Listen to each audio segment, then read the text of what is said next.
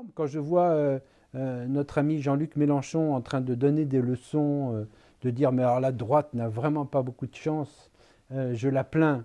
Mais moi je plains la gauche, quoi. Je veux dire que moi j'ai été dans la même collectivité que Jean-Luc Mélenchon. Dès que sa fille a perdu une élection lamentablement du côté de Lyon, bizarrement, un poste s'est ouvert au Conseil général de l'Essonne et on l'attendait comme le Messie pour venir bosser en Essonne et qu'elle ait de quoi survivre. La nonchalance vis-à-vis des postes et des fonctions, elle est généralisée. Et Jean-Luc Mélenchon, comme les autres, pour lui, il était normal parce que c'est quelqu'un qui a toujours vécu des fonds publics. Enfin, je ne sais pas si jamais il a travaillé un jour un petit peu dans sa prime jeunesse, mais je ne suis pas sûr. Il a toujours vécu de ça, donc c'est pas anormal. Et donc, sa fille était embauchée, son gendre était vice-président du conseil général, et tout ça va très bien. Et quand moi je le fais condamner parce qu'il utilise des voitures et des chauffeurs du conseil général alors qu'il n'y est plus depuis des mois, il faut bien que quelqu'un le véhicule, et que comme sur son argent de sénateur, il va quand même pas payer un chauffeur, c'est le conseil général qui lui paye des chauffeurs et des voitures. On a eu pire pour moi, puisque quand il était vice-président du Conseil général, il a été nommé ministre. D'ailleurs, pas un mauvais ministre, pas un mauvais secrétaire d'État. Il devait avoir une rémunération entre 2000 et 2500 euros par mois, comme vice-président du Conseil général et membre de la commission permanente, mais on ne le voyait jamais. Il était chargé de la communication parce que le budget de la communication était très opaque, il était chargé de ça, mais ça ne le dérangeait pas de toucher toutes ces indemnités, tout en touchant l'indemnité de ministre.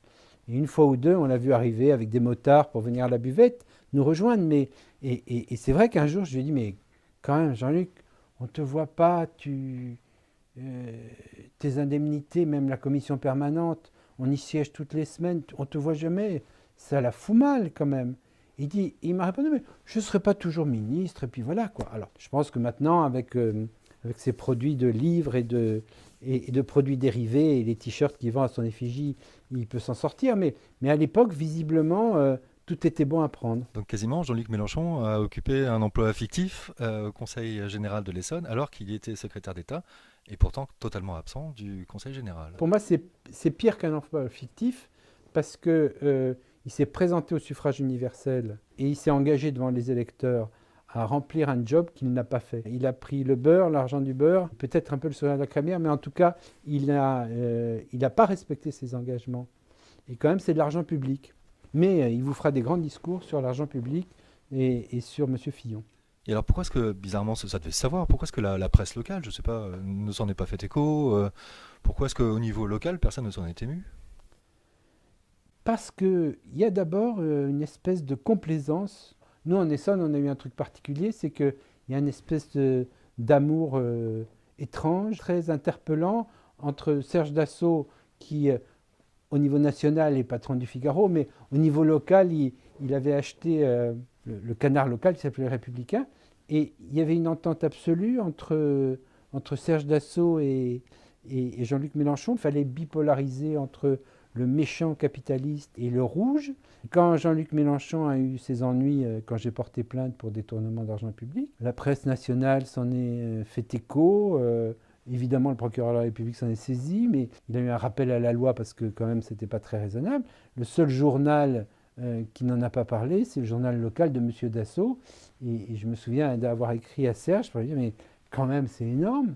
À chaque fois qu'il se passe un truc un peu important dans ce département, ça passe sous le boisseau pour des espèces d'ententes qui sont un peu étranges. D'accord. Il y avait une amitié alors entre eux? Mais il y a une fascination évidente.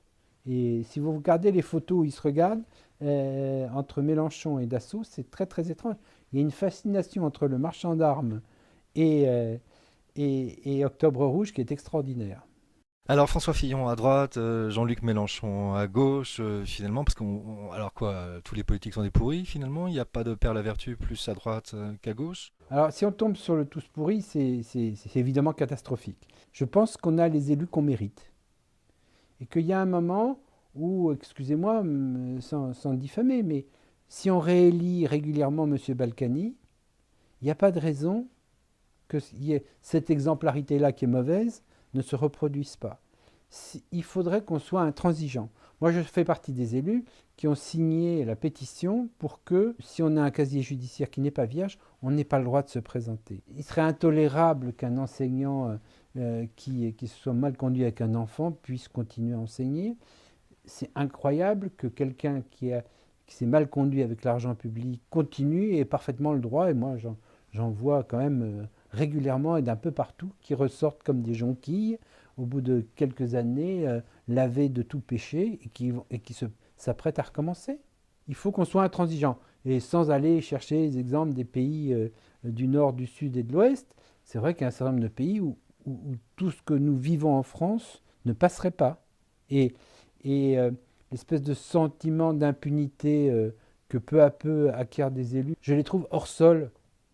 Et que moi, je défends ma candidature aux législatives là-dessus. C'est que moi, je suis né ici, mes gosses sont nés à l'hôpital de Longjumeau. Je suis maire depuis 28 ans sur une commune de 650 habitants. Je peux vous dire que si je prends un bouton de guêtre, les 650 habitants, ils le voient. Alors, c'est vrai que sur des structures plus grandes, ça se voit moins, mais au dernier conseil municipal, on parlait de la réfection de la mairie, et moi, j'ose pas, quoi, parce que tout simplement, refaire la moquette qu'il y a 20 ans, je me dis qu'il y a d'autres dépenses, quoi. Très bien. Christian Schott, merci.